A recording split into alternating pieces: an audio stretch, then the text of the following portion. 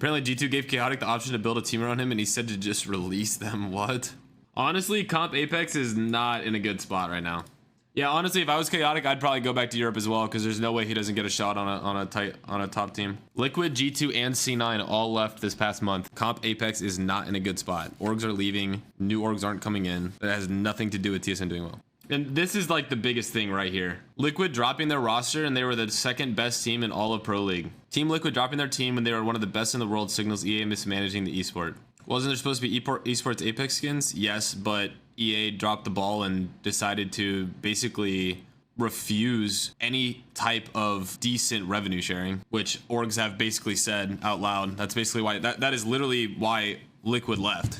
Like there's a reason that, like, you have to think about things from an organization standpoint. You're paying players a decent sum of money to play under your org, and you have games like, you know, you have Rocket League, Call of Duty, Halo, just League of Legends. All these top esports provide revenue sharing with organizations to allow them an extra avenue to pay the players a good livable salary without having to think of it as a net loss.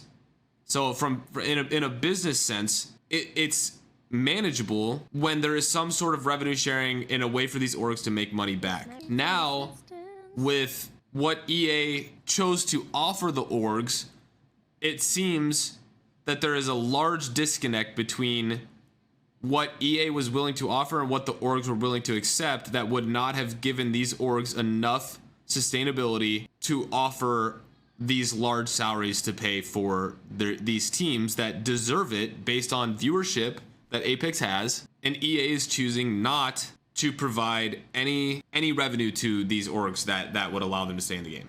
I mean, that's just what it is at the end of the day. And that's, listen, you can have orgs like Xset and the Guard and these orgs that are coming into the game, which is great.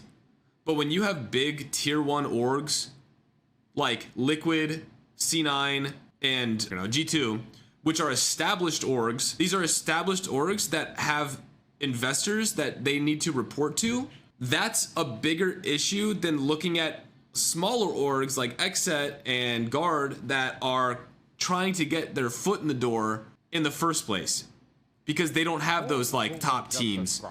But when tier 1 orgs are pulling out, that means that they see glaring issues with the sustainability as compared to these lower tier orgs that are just trying to get their foot in the door and get a team and then hope for the best. And a lot of these lower orgs are willing to pay more money to get good teams than these tier 1 orgs are willing to shell out because they have investors that they have to report to. So like if you weigh it and think about it like that, it's not a 50-50 one org out, one org in.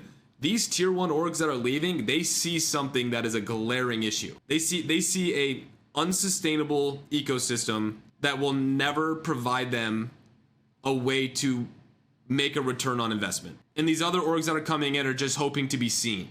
They're hoping to get their name in there next to the TSMs, next to the phases, next to all these other big orgs that are in the game. They're just hoping to get their name in that mix, and then hopefully things pan out in the future. But it's not just a one out, one in. Like, that is the biggest misconception that you can think of. When tier 1 orgs are leaving the space, that is very, very bad.